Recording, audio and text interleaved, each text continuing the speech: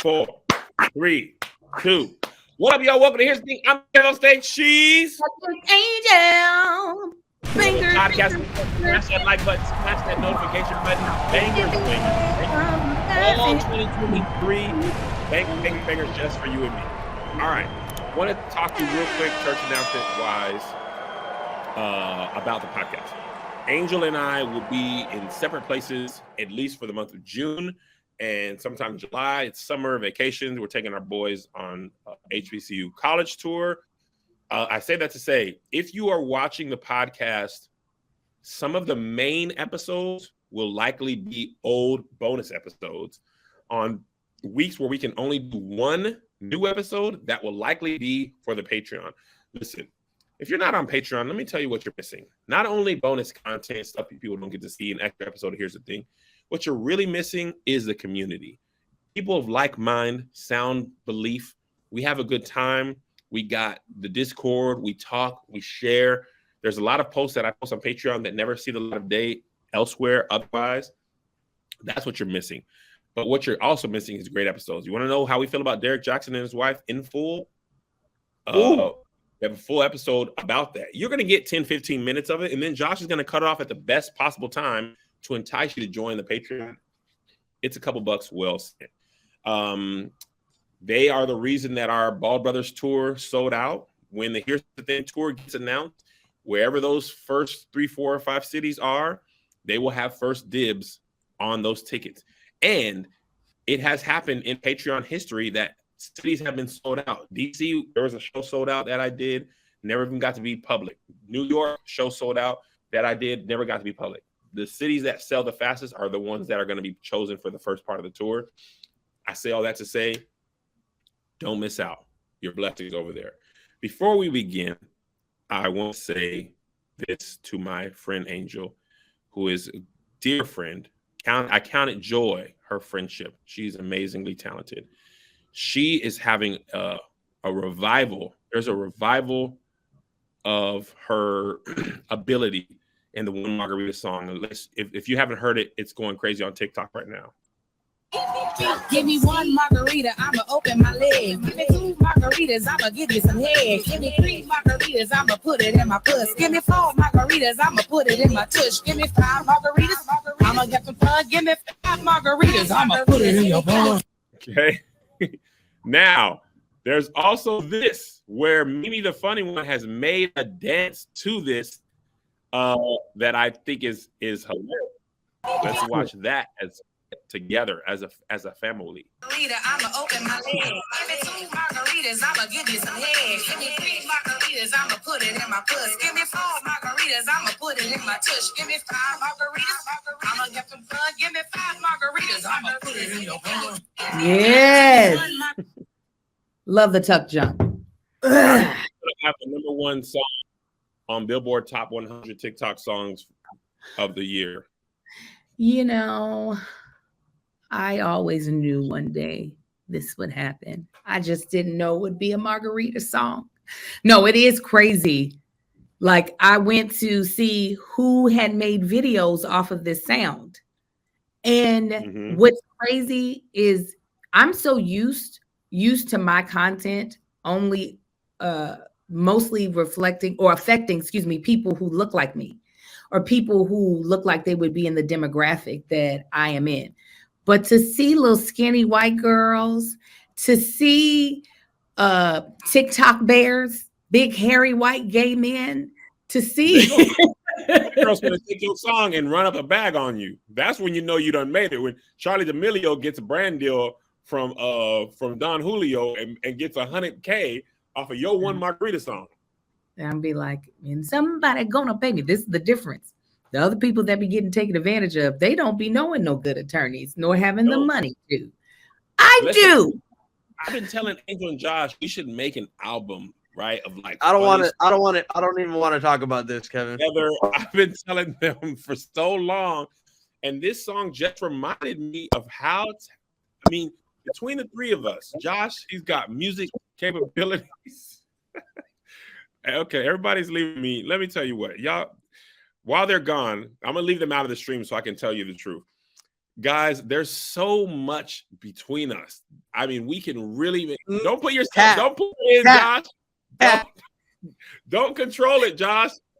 Nah, Ken. Nah, Hold on. you're trying to mute what Angel has to say. That's the truth and facts. We're not doing that today. We're not. You know, one thing that I quickly learned about my unruly cousin Kevin that I possibly did not know when I was just following him as a social media influencer was his musical capabilities and talents. I found that out when me and him did the untouchable BB and CC Winans And song. Joshua being very connected to the music industry and knowing more about the music industry than more than me or Kevin put together. It only seemed right for us to put out something because the fact of the matter is this is in one way that we are alike. Me and Kevin can write songs really fast. really easily. Very easy. It's not hard for either one of us to write songs. But, you know, our friend Kevin, he has so many big dreams that we find out randomly that, you know, I understand he can't, what they say, you can have it all, but sometimes not all at the same time. So, you know, we understand Kevin, you know, one minute he's making a phenomenal show ready that is television ready. Next, he's trying to get to Madison Square Garden. Next, it's hard to know where things fall on his dream list. So, yeah, I don't know if there'll ever be an Unruly's cousin. There will be, guys. We need to sit down and get, Josh, where are the beats? I've been asking you for years for the beats. Why are you doing that to Joshy? You know he sent us a folder. I didn't get it. That must have been the Wi-Fi. That was 2 years ago almost, Kevin. What? That this po baby can't focus. That is Kev got a little touch of that ADHD. He do got a little touch of it. Let me tell you what, though, the word for our Lord and Savior for my career moving forward is strategic moves. Amen. I done a lot of stuff off the cuff. I done made a lot of choices quickly, and I've learned this. And honestly, some of this comes from my desire not to just be doing everything all the time. This tour, I ended up being on tour almost a full calendar year. And I'm just like, there got to be a better way. And it's not like I don't want to go on tour because I love performing live, but I ain't gonna hold you. I don't necessarily love doing 3 and 4 club nights, 2 and 3, getting back at 12 a.m. I'm tired. And if that's what I got to do, that's what I got to do, but it ain't what I got to do. All right. Now, before we get into the title, I want to take a moment and acknowledge that we lost a legend last week. As if you're not on the Patreon, we're shooting this Friday, May 26th. So it's this week that we lost her. Tina Turner passed away at 83. And it's so interesting, right? I'm 40 years old. I feel like I've known about Tina Turner my entire life. I definitely don't remember not knowing about her. I remember first like hearing "Let Get Love in the City," and I remember hearing stories that she had her legs insured. I don't know if that was true or not, but I remember hearing that story. I remember seeing her legs as a young man and being like, "Wow, I do like those. I do like that way that is." But I will say, until I watched her documentary, I was grossly unaware of how big of a global star she was. What's got to do with it? The movie where Angela Bassett portrayed her, and the fact that I don't think she even got an Oscar nomination for that is beyond me. She should have won an Oscar if you ask me. But she was introduced to, not introduced, but that movie became synonymous with her, her and Lawrence Fishburne. I mean, Angela Bassett and Lawrence Fishburne. But I think she had lived her last couple years in Switzerland, if I'm not mistaken. But I just want to say rest in peace to an icon. She's amazing. She's fantastic. And I hope the best. Simply the best. That song, she probably got paid so much from that. Because in the 80s and 90s, that song was on commercials. I feel like I heard it weekly. Yeah. I feel like it was used like a lot of times. Mm-hmm. Tina was one of a kind for, I felt like, most of my life. Like, I'm sure there are predecessors who people could point to be like, oh, she got a lot of this from this person or this from this person. But in my lifetime, I couldn't really point to anybody that gave that Tina, that rock and roll feel. Yeah. Like most Black women, by the time we were born, they were very much so shoved into R&B and then some hip hop. And then they eventually branched out to like pop. But she was like rock and roll to me, which is, you know, like I said, one of a kind. And it's so sad because that's, to me, to pass at 80 something, if it is not for being sick, that still seems young to me. Like that. So it's so unfortunate. I wish she's somebody that I would have loved to see perform live. Unless somebody said Tina walks so Beyonce. I will say, out of all of the people who came before Beyonce, I see more Tina influences than anybody else. Mm-hmm. The legs, for sure. The like, you gonna see these legs until I am gone. That is Beyonce. To the blonde hair, even very Tina Turner. So she's an icon. She's an icon. She's an icon. Rest in peace, Tina.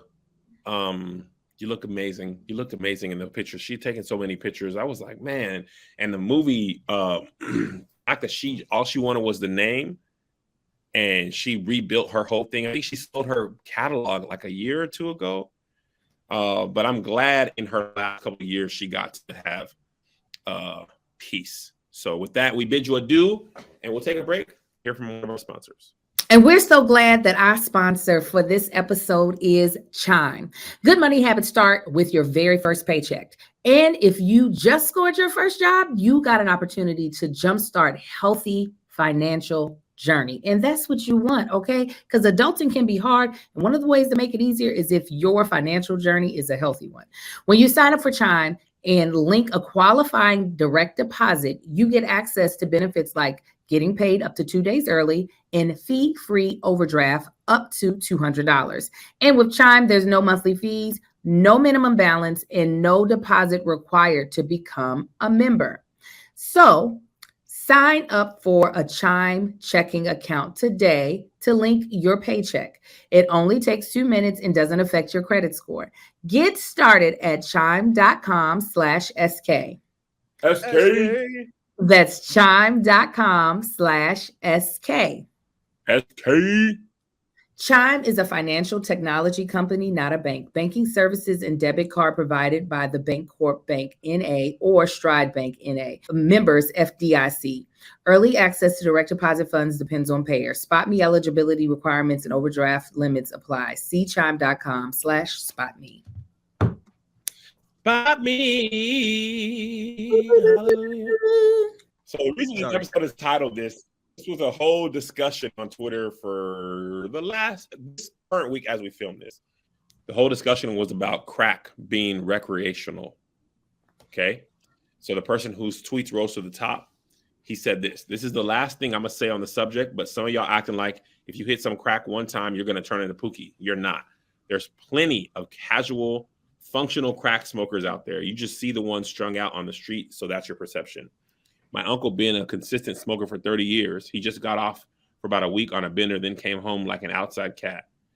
I ain't never been to a crackhead funeral, but been to plenty of funerals off opiates, alcohol, but never crack. Quite the opposite. I've seen feats of strength.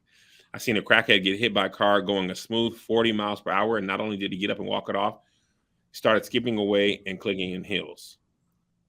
Somebody responded to that and said, Richard Pryor, Rick Nelson, Whitney destroyed her voice along the way. There's many crack either destroy their ability to function daily or kill them. Don't understand this thread either or what he's trying to get at. And this person responded to that and said it's wild to try to rebrand crack as a recreational drug you can smoke and quit at any time. Talk to and listen to 80s, 90s kids who live during the crack supervillain era. Crack is so dangerous, do not try it. That response was by a crack defender. I'm sorry, but that's true. Crack isn't some super drug. It's not more addictive than opioids or alcohol. All drugs are used recreationally by most users. Also, crack didn't go anywhere. We just shifted the narrative out to other drugs. And somebody I follow said, Richard literally set himself on fire. Like, what are we even talking about? I don't know why people are trying to rebrand crack, why they're trying to give it better PR. Well, if you the defender say your uncle just came home from a bender like an outside cat, that's not recreational. If you haven't been, a bender tells me you came like an outside cat, that puts in my mind you was out there in the wind, nobody knew where you were, and then you just came back one day. That doesn't seem like recreational use. And it is more addictive. Crack is one of those drugs that you only have to hit once, and your body decides it wants that high again. You know how, like with alcoholism, it usually takes people a couple of years for us to be able to say, oh, you're an alcoholic. Like it takes seeing them drink alcohol at really inappropriate times, right? Mm-hmm. There is no appropriate time to do crack. There is no like, he was just stressed out. He needed to unwind. So he puffed on his, pipe. He lit his spoon or whatever. You know what I'm saying? Like, yeah. There is no, and to be like, it gives you superpowers. No, it makes you delusional. If you get hit by a car, get up, brush off, and click your heels together, you're not in the street. You're in Willy Wonka in the chocolate factory. You're not where everyone else is. That's why you click your heels. All I think it did was dampen your pain sensors in your brain. Your body still got injured. Yeah, at 100%. I've had enough family members that have been addicted to crack. This is the dumbest thread I've ever seen. The dumbest. It is the dumbest. The way I've had to see my family members claw themselves out of the addiction of crack. These are people who I don't know, to say, oh, your uncle showed up like a stray cat. Is that a good thing? As a defense. Oh, y'all over there being sensitive about crack again. My uncle he was just gone off a bender. He got hit by a car. I ain't been in no crack funeral. I guarantee you. And also here, this tends to happen on the internet. People assume that because it happened to them in their life and that person handled it that way, that is the norm and the usual for everybody. And also, even your description of your uncle is not recreational. It is. And he's like, and somebody saying crack ain't gone nowhere. No, crack is still in our streets. But because of how bad it destroyed other people is the only reason why there was a lesser amount of new crack users in these streets. It's kind of like, put it like this, you know how cigarettes, they have to keep marking the price up because people are going to keep smoking. That's because people don't die as quickly from cigarettes. People don't ruin their lives as quickly. So these campaigns about cancer and lung cancer, people are not stringing it together fast enough because it's just like, but they lived 20 years before they died of lung cancer. Crack, you can see a person who was teaching middle school, and then the next week they in the alleyway trying to give somebody a handy for a rock. You see the downfall happens very quickly. Very. How many crack rocks does it take to get a handy? I take one puff. I'm gonna give you some 2 yes, but give you a handy. Listen. It is very. I don't know why anybody would want to try to make crack seem not as addictive as it is. It makes no sense to me. Well, maybe it's the shame of it. Like, because his uncle is a heavy crack user, people are like, oh, he's a crackhead. No, first of all, it's recreational crack use, not crack abuse. Okay. And yes, he spends a couple days outside a month on a crack bender, but then he comes home and we leave the back door ajar just for him. Okay, well, I'm sorry that happened to you, but that doesn't mean what we're saying. Listen. You know, crack is 5 margaritas, 1 crack. That is no hell. That's 10 margaritas in 1 crack, 10 margaritas, 10 doubles, Cadillacs, salt rim. That's what crack, little tiny crack rock is. Put it down, crackhead. Put it down, crackhead. Put it down, crackhead. And this is how people should know crack is whack. Okay. Crack is cheap. Okay. Is the reason why this shouldn't even be an argument is look at where it was planted. If crack wasn't a highly addictive, life-destroying drug, it would have been an epidemic across all communities in high amounts. The reason, okay, so like where coke is something that was in more communities and especially wealthy people, they were, they still take bumps to this day. They're like, just a bump. That's the only reason why we see these fentanyl deaths is because it's in coke. If fentanyl was in crack, only a lot of Black neighborhoods would have been affected. They would have killed us off. And they don't care if no Black folks die. Oh, they'd like is an epidemic. Opioids is a crisis. Remember, if it's affecting white people, especially, I think there was a heroin. I seen a thing on, I think it was Vice. There was a heroin epidemic in like the Midwest, and a whole bunch of suburban white moms was on heroin, and they like, we got to do something for them. But when Black mom was on crack, it became a 3-strike law. You want to put the Black women in jail, but the white women in Minnesota, I believe it was, or Illinois, they got to have help. You can't have these moms out here on heroin. Listen, what I'm telling you is that the more dangerous drugs, the ones that are highly addictive, they're always going to be dropped off in our neighborhoods. We didn't used to have a bunch of pill poppers because they weren't giving us pain medications. So that was why you weren't hearing about that. Those are functioning people. People who are pill poppers, those are people you can say it's highly addictive, but typically they can still function in life once they're high, kind of like a normal person. Crack, you're not going to be able to work like a normal person. You're not going to be able to communicate with people like a normal person. Like when a person is high on crack, they're nodding a lot of the time. Like completely like. You got that Michael Jackson lean. Yeah, they're not actually able to then go and make money and still thrive in life. Where when you high on like an opioid, what was that pain medication they gave me when I had surgery? Percocet. It wasn't Percocet. It was the other one. Oxy. Let me tell you, oxycodone.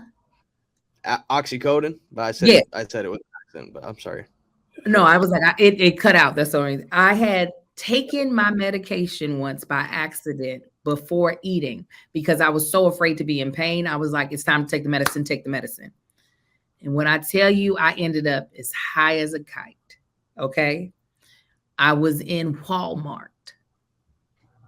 And I even recognized, I was like, ooh.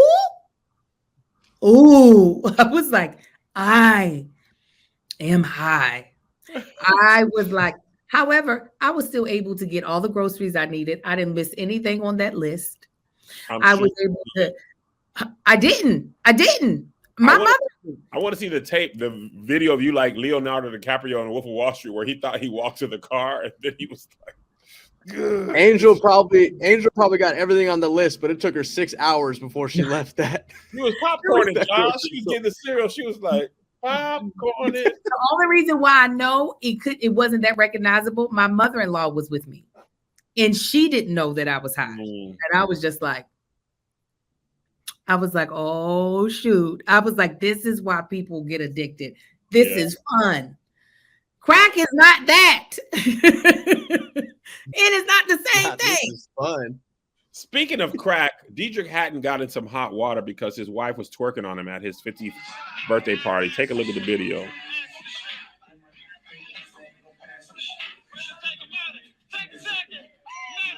Well, this is the end, but you'll see the beginning.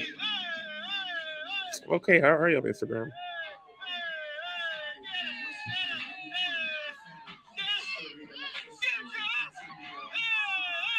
He's having a good time.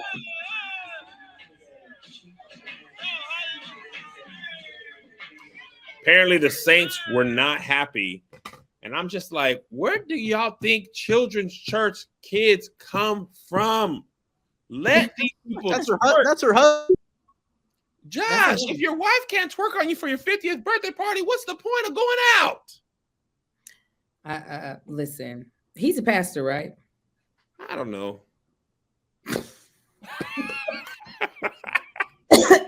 No, Mace was a pastor. He was a rapper, then a pastor, pastor. Sometimes people be pastor. I know he has been a pastor. I don't know if he's currently serving as a pastor. He could be. He might be. But I don't know.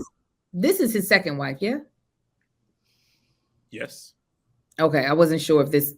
I remember when he did the reality TV show, he got married, and I couldn't remember if this was the same woman when he did the Real Pastors of LA or whatever it was called. The greatest reality show on earth. Oh my God, today. Oh, if Bald and Beautiful could review, if they brought that back, I wouldn't review it. I was about to say, we would have, but you and Melissa would be like, nope. We're speaking at their conference. People would have been DMing me and texting me right as over the episode. Anyways, I'm not surprised by the blowback. Like, let's not forget the church that we come from. We were wearing stockings 15 years ago. In the heat. The first lady only spoke on Women's Day.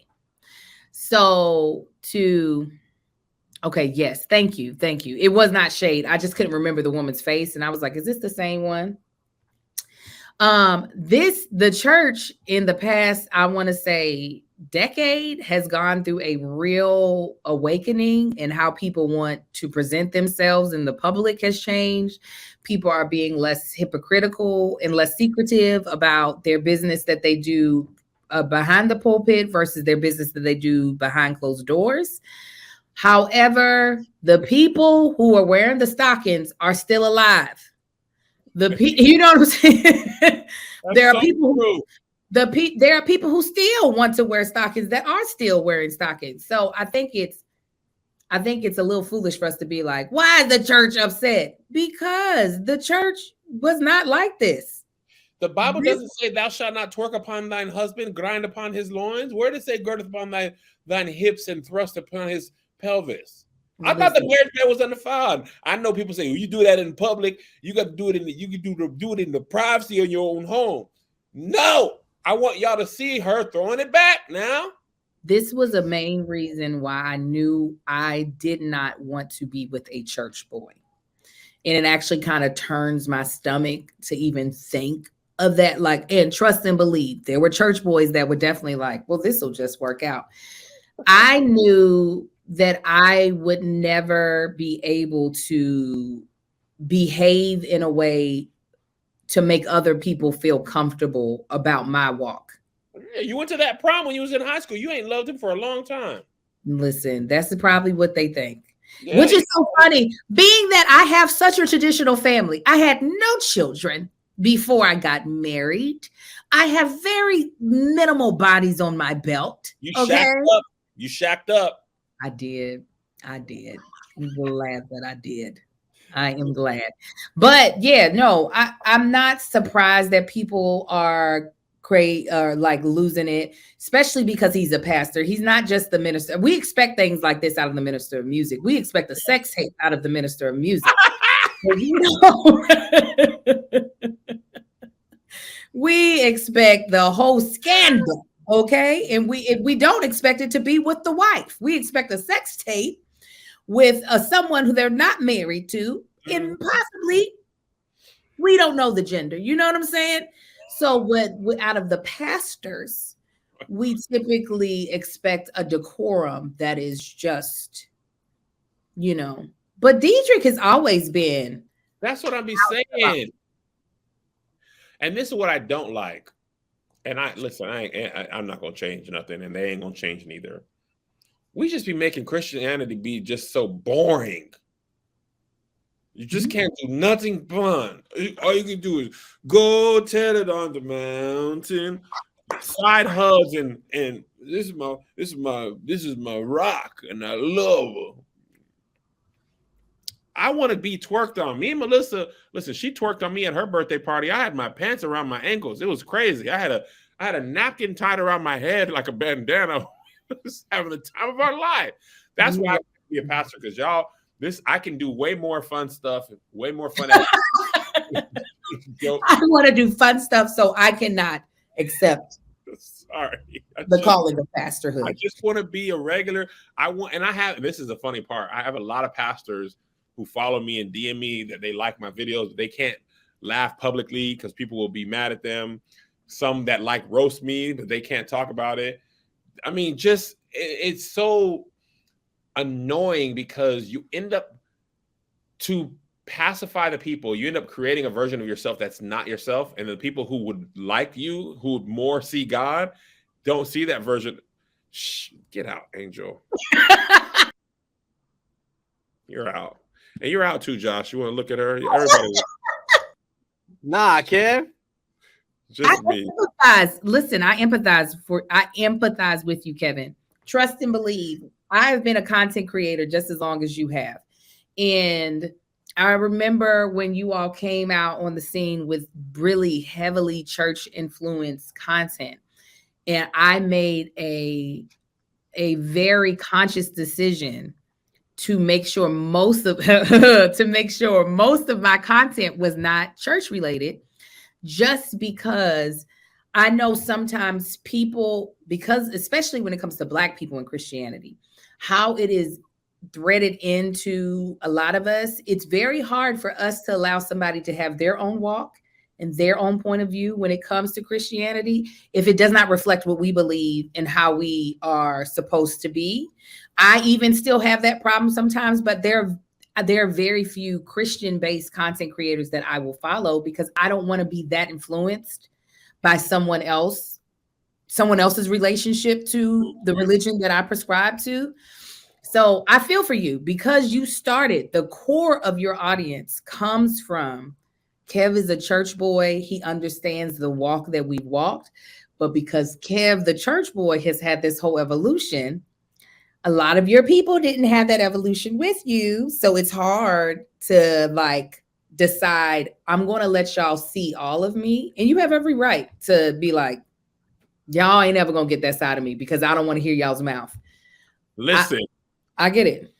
Listen, that might be the number one reason. The last post-pandemic, there's a lot of stuff that I would have shared publicly and done. And it ain't really because I'm afraid anymore, although that was the case in the past. It ain't really because I'm afraid of blowback or things anymore. I'm 40 years old. All right. I'm 40. I ain't 39. I ain't 29 like Josh. I'm 40 years old. Some of it is to Angel's point. I just don't want to hear it. Whether you're wrong or right, I don't even care I don't want to see no podcast topic come up. Kev, I don't care. The people who are very close, and it's not even like, there's this old saying that you're not the same person to any two people, and nobody knows, you're not even the same. You don't even present to yourself who you are. So my closest friends get the version of me that is reserved for my close friends. My wife gets the version of me that is reserved for her. The people who consume my content get the version of me that is reserved for them. Even the Patreon, like the stuff we do on Patreon on the bonus episode versus the main episodes and stuff, even the Patreon gets a different version of me than than everybody else. And absolutely, like you put forth the version that is best for the business and the brand. But I also, Angel, I think you clicked it in. Like, when I'm with my friend, and I don't be going crazy or nothing like that, but I just around listen, my close friends, right? The ones who have come to my personal home, they get a version of me that's different than the people who are my friends who I just see around the industry or I know or whatever. Like if you at my house on Mother's Day, you was a close friend. And if you live in LA, not that you weren't there, but you know what I'm saying? Like, so I get why pastors probably get frustrated with this. That's why they be going on cruises and then they be drinking wine. They be like, yeah, I can finally be who I want and have a glass of wine at dinner and not have to worry about one of my members coming up and being like, ooh, you drink? That's what I wanted to say. Well, you know what? What I will say to that. Hold on one second. Don't hold up. Don't. I want to answer this real quick. Oh, and I was going to touch on that. That's It's not hard at all, right? I want to say this. I'm not a different person, right? But when let me see how I can put this. Kev on stage is the most performative version of my personality. It's the most entertaining. When I meet people in the street at the airport after shows, they get the version of me that they see online. When Josh and I are walking over to the club, I don't have to be, what's up? Yeah, Josh, hey man, oh, thank you so much. Because Josh is my friend. We just be like, yeah, man, that audience was great. The audience was whack. The club was small or whatever the case is, right? Mm-hmm. So I'm not creating a version of myself. But when I'm this podcast, I'm performing, right? I'm just performing. When I'm at home, I'm not performing for my family. When I'm hanging out with my friends, like I feel like this makes sense because when I'm networking or at a networking event or something like that, these people aren't my friends like that. So I'm not like chilling like I would if we were at Angel's house on Christmas. Like, oh, we just kicking it. But if you don't understand that, they do. Let me tell you, they do understand because we all do it. Whether or not you are a influencer, an actress, we all present ourselves in different ways. The thing is, it's the degree in which we do it. Your degree is a little bit greater than mine. I am authentic online. There is still a couple of layers that I'm not giving to everyone in the world. Yeah.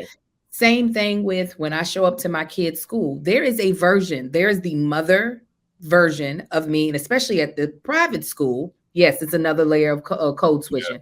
Yeah, especially at the private school, there's only a certain layer that they're going to get of me because that's the layer that will best serve this situation. It's about what is going to be best for the situation and what is going to preserve me the best in the situation. And not all those layers are going to be like when I show up to a Delta event, Ratchet Angel typically is not joining. No flight margaritas, Angel? No margaritas? Maybe at a step show. But if I'm going to a chapter meeting, the very articulate multiple master's degree earning angel is who shows up because that is the angel that will best serve that situation and will preserve me the best in that situation. So I get it. I get it. There was a point of time, though, if we're being completely honest, there was a point in time, though, where it was more about worry for you. Oh, for sure. Yeah. So I think 1000%. I think that was a big part of the pandemic for me. And honestly, that was the biggest. That's why I read The Big Leap. That was the biggest. But yes, I think Kevin definitely being so likable for so long on the internet. Like there was no one. I mean, there were people who were haters of Kevin, absolutely, and that was just more from out of jealousy. But there he is. But for the most part, you have been a likable person. Hold on. I think that was why I was coming to a breaking point.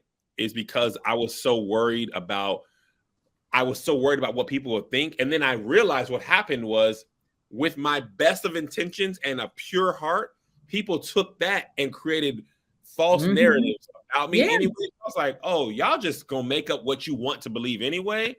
Yeah. Okay, so now I feel it was that the combination of the book, the pandemic, and all that stuff was happening at one time. So then I was like, oh, y'all just gonna be okay. That's gonna be how people are going to take it anyway. So if you're going to be mad or glad or happy, it will be for who I really am. I will never feel comfortable creating a narrative that's not me. Like if I was still doing church videos and acting like, this and that and acting like I don't drink and that's what I would be like, okay, now you're creating a whole different version of yourself. Even if I cussed every day in my life, which I don't, even if I did, that still doesn't mean I would cuss every day in a podcast. Like, no. And people, you got to prove it to me. I ain't got to do a doggone thing. I'm 40 years old. Come on, grown ass man up in this beat. Come on. And I think a lot of that has to do with being a church kid.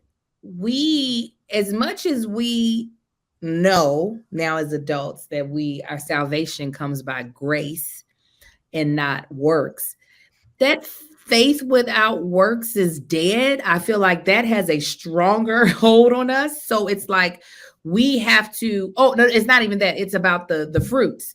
It's about we want to bear the fruits that are connected to this tree that we're supposed to be connected to, that is supposed to be of God. So when we don't look and act a certain way, we feel as though people are going to then pass judgment on how Christian and how Christ-like we are. And unlike yourself, I experienced that at a young enough age at 17 years old, that I quickly got to then all y'all can kiss my ass. When I knew I wasn't doing nothing wrong. Okay, this is what Angel was. Super saved girl. Put a cape on my back. Let's go fast. Yeah. Let's go intercede. Okay. We're gonna have play church and it's gonna turn into real church for no reason. Yes. That's when I was that chick. So I get it. I say all this to say is that I get it. It's a great evolution. And Deitrick had it. I feel like he has shown us multiple times that he too does not give two farts. He was living with his whole fiance while he was a pastor. He said, ain't nowhere in the Bible where it say anything about shacking up being wrong. Ain't nowhere. I was like, oh, this nigga don't care. He don't care what y'all say about his wife twerking on him at his 50th, period. And listen, I'm going to tell you what as well. Somebody said this in the comments on the Patreon, and I couldn't capture it, right? They were saying that being who you are, that evolution, you will lose some parts of your audience, you'll gain new ones. If there's a variety of Christian influencers, everybody from me, and I don't mean like range wise, I'm just like naming them just for this example. There's Carlton Banks, there's me, there's Anna Douglas, there's Just Whitney, there's Shirlene, all of varying degrees, Lexi, right?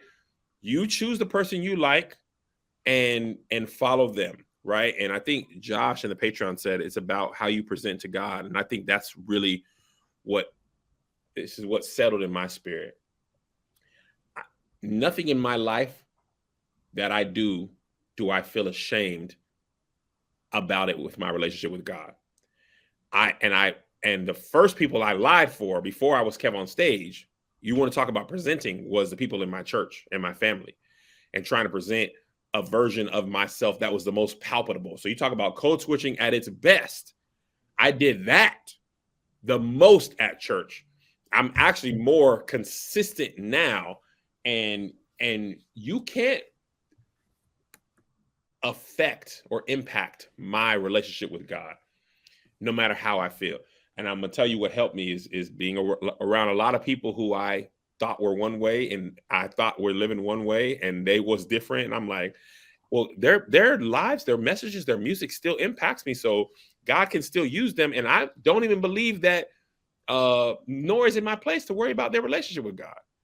So all in all, I don't want nobody who don't want to be here. No way. If you don't like me, the songwriter said, if you don't want me, then don't talk to me. Go ahead and free yourself. I'm gonna do what I'm doing over here. And to Deitrick Haddon, you do what you do and let the people who be mad be mad. And he actually made this point, like he was like, I think we can agree or disagree, but it don't have to be so foul and filthy all the time. Like y'all came at me crazy. You don't have to agree. But they not only do people not agree, they want to put you in the hell. Oh yeah, definitely. This is the last thing I'll say on that. As far as an angel, as a Christian woman, in why I behave the way I behave, and why I don't be caring. I know now that how much bigger the world is. I feel like growing up, the world seemed a lot smaller.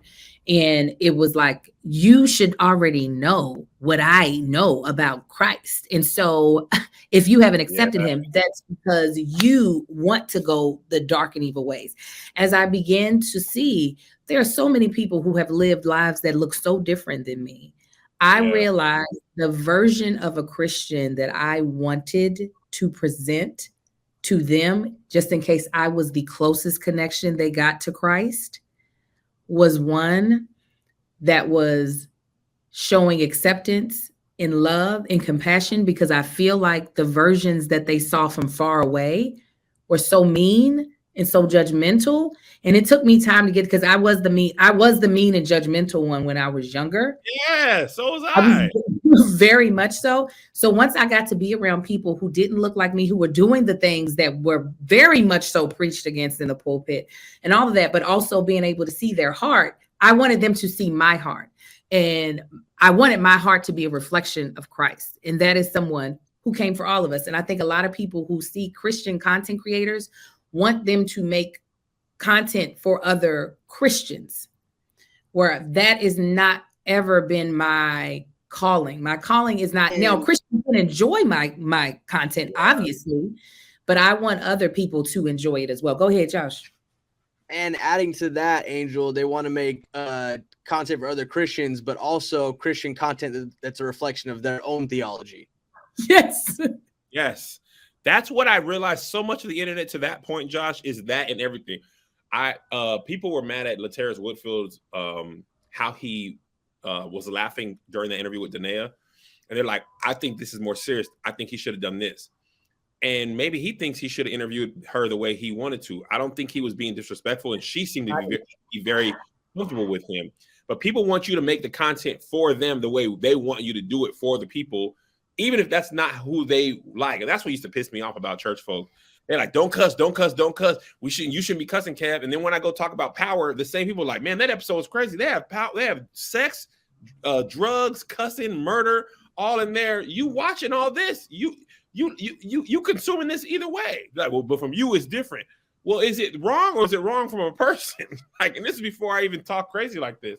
And I feel like just do what you want and leave me out of it. Just hush is what I just hush to me, Kevin, because I can't keep up. Every single person on earth has an opinion on how you should do something and the way you should do it. I'd be barely able to do what I want to do. I disappoint myself. You hush. I disappoint myself. I do. And I don't even know how we start talking about me, because I do get annoyed with it. Oh, that's Angel. I stopped making most of my church content very early because I was like, I don't want to be doing churches and these same old jokes. And I've seen some old school church comedians who be running them same jokes, and I'd be like, I don't mind that field of material. There's nothing left for me. When I do find something to put on there, I do. But as a comedian, I was bored with that content. I rest on your feet on tonight. I could do those jokes in my sleep, and no disrespect to anybody doing that stuff. But as low-hanging fruit for you. Low-hanging fruit. Now, if you see my set this year, you might not think I'm safe, because some of the leaps I've made comedically actually come from being in the church so much. So I'd be curious how people think about it, but I also don't care. Like, I feel really happy with what I'm doing. And I think it's very funny and creative and interesting, and it's exciting to me. And if I wanted to go back and do a whole church set for an hour, I probably could make a killing and probably sell out all over the nation, 3,000-4,000. I probably could make millions just running the church circuit and doing the literal same joke. Honestly, we did the Playmakers set for like 10 years straight. Not one joke different. Nothing changed. And we just did it. And I was like, I can't do it no more. I just can't. I gotta go. I gotta do something else. I'm glad that you are. We got to the topic because you were saying something that was describing yourself, even though you weren't trying to describe yourself. And so I had gotten close to the camera. That's why I was like, huh. I don't Look like at you. that, really, for being honest. I know. I don't care. I wish you would never do that. I know.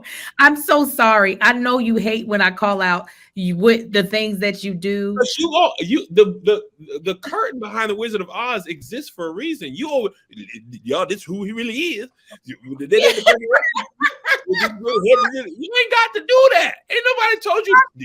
Listen.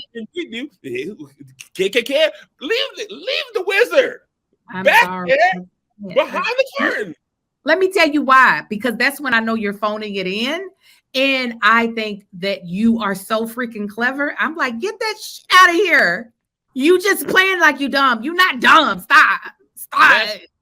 Think less of me. That's your problem. You think too much. Think lowly. No. Don't think highly. Don't think of. Let me be mediocre. A C student still gonna graduate. A 2.0 is just fine to go get you out of that school. Let me tell you, it is actually a pet peeve of mine, and that's probably why I do it. I hate for people to pretend like they don't know how dope they are and for them not to operate in it. It actually irritates me. So that's probably, we're seeing probably just, some shedding of that, of me being like, why is he doing that? Stop. But you're a grown man. I'm sorry. I know I do it to you all the time. Let you what? I know. I'm letting you be grown, but I'm going to be grown over here too, and I'm going to be talking. So sorry. So sorry. Listen, somebody said it really does bother Angel. You can tell. It do. That's why it comes out so quick. I'll be like, oh, he's over here playing like he can't add. I'm bad at math. 3 + 3.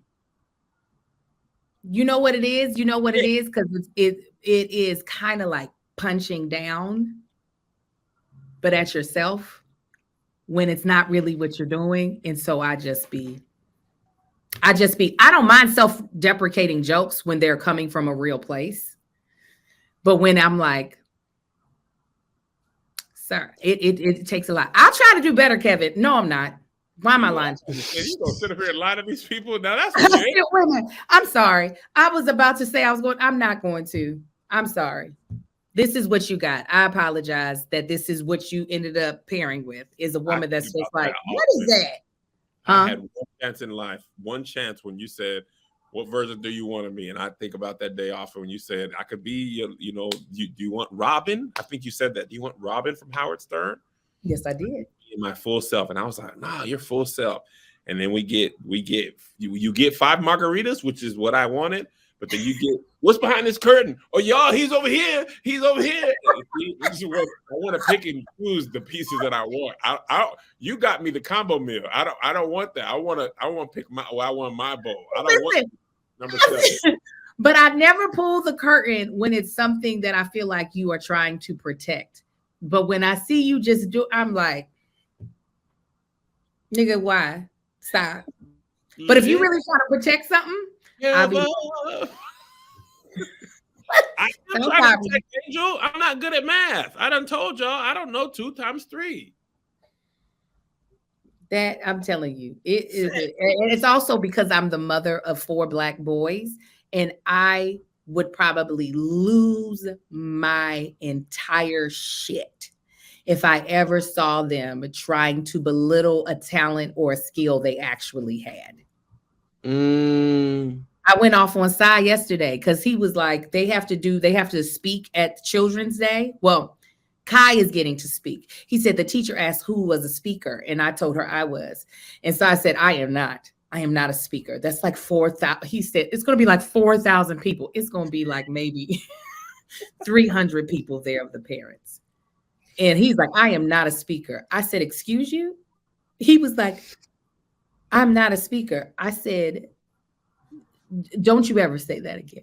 I was like, now say I am a speaker. He was like, I'm a speaker. I was like, no, come here. Say it louder to me in my face. He's like, I am a speaker. I said, I don't believe you. I told him again this morning. I was like, how dare you? How dare you could say you don't enjoy it. You could say it's not your preference, but you are very much so capable and very articulate. Listen, I can't do it. I can't do it, Kevin. I'm sorry. I'm sorry. I don't think you're sorry at all. Let that baby say he don't want to speak to 4,000 people. I said what? That's to speak live. You got to speak live. That's what I did. That's why I be speaking on. That's what I'm doing, Kevin. I'm speaking live. You're not. It ain't life to me. It's life to you. It's life to you, Kevin. You good at math. Stop lying to these people. I don't know 3 times 3.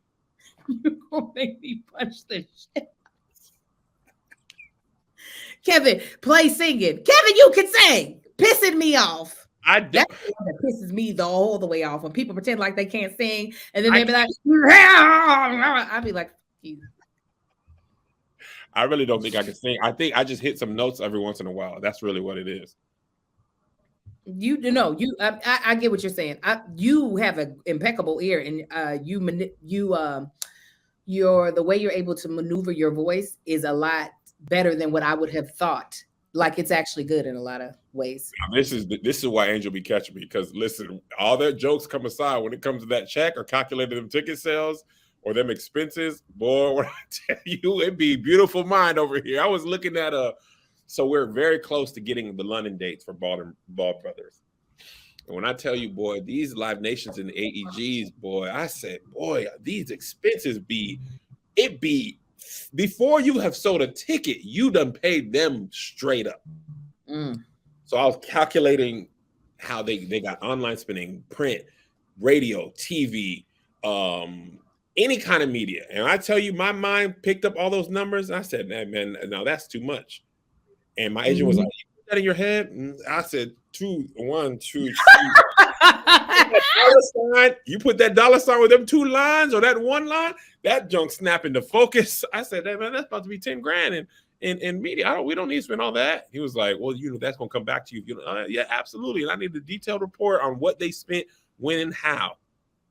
And he was like, dang, most people don't look at that. Listen, when you come to counting my pocket, I need to see the itemized. I'm going to tell you the moment in my life it changed.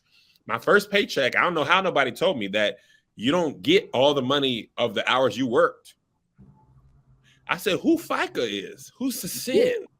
Yeah. Who am I paying into all? And that's one thing that pissed me off about being American.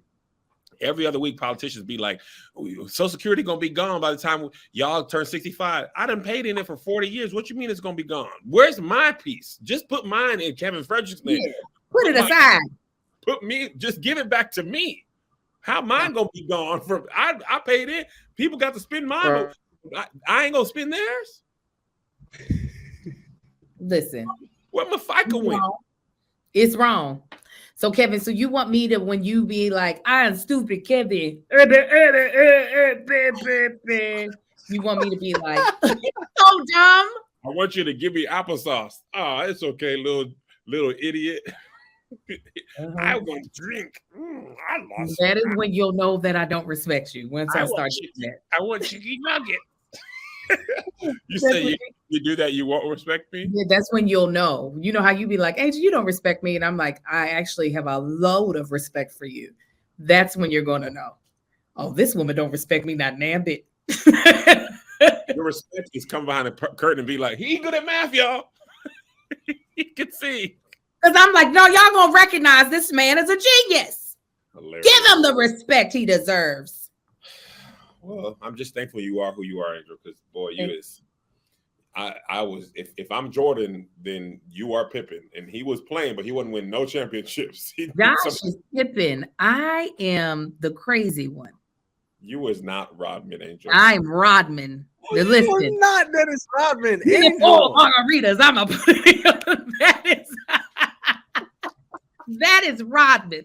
Low key, Rodman was just acting crazy. He was actually a doggone geometric genius. He was applying geometry to rebounds. I was like, man, what is you doing? He was like, yeah, I do all that. Then I got to go to Vegas and have sex and get drunk because all that be in my mind. Give me 4 margaritas. Phil Jackson was like a low-key racist this whole time. I didn't even know. He was being quiet. Mikey. He's high-key big racism. He was like, you listen to your rap music on the plantation. I said, Phil, just hush. Just hush. Yes. All right, guys. Scotty. Come on, Michael. And I'll be Rodman. No, Angel. Now you belittling yourself. You is more than Rodman. Rodman did what? I thought Rodman was essential. Yeah. They won 3 championships without Rodman. Okay, well, I mean, you did too. But it got better. Listen, it got better. We love you guys. Again, I want to tell you, we said that at the top of this episode. This summer is a little bit more hectic than usual, so we'll probably be more virtual. We're trying to shoot, but we're taking our kids on an HBCU tour for basically the whole month of June. I'm going to be gone from LA from like June 6th for a minute.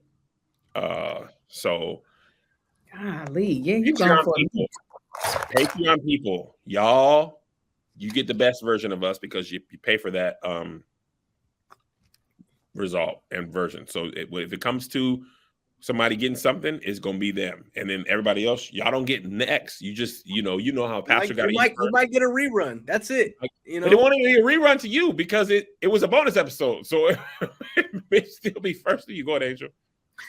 I need to add this at the top. I need to do my church announcement. I need to say the tour, and I realized that I didn't. So once we close it out, if we can plug what I'm gonna say after the church. You got any church announcements? I got a church announcement. June 11th in Hollywood. Marcus and I will be live. Is this going to cause an argument? And it's more than just the podcast. It is a full live show. Tickets are going fast. We pretty much, I think we sold out of all of our VIP tickets. So do not wait. Come see us. Listen, because the margaritas, come on. They're going to be pouring. All right. See you there. All right, y'all. We love y'all. We'll see you Tuesday for Bald and the Beautiful. No, here's the thing on Tuesday. And we'll just update you along the way on Patreon. And also join the Discord because Patreon has been tripping the last couple of days. I've noticed there's a couple posts that I put up that even I didn't get a notification about. So Patreon's ever tripping. Kat will put in check Patreon for the link. But I'll make sure to check a couple more times because I'm actually signed up to my own Patreon just so I make sure the link goes out. So God bless you. God keep you. We'll see you at the conference. Bye. Here's another banger for you. Here's another one. Here's another banger for you. Here's another one. Here's another banger for you. Here's another banger for you. With my boy Kev on stage and that chick Angel.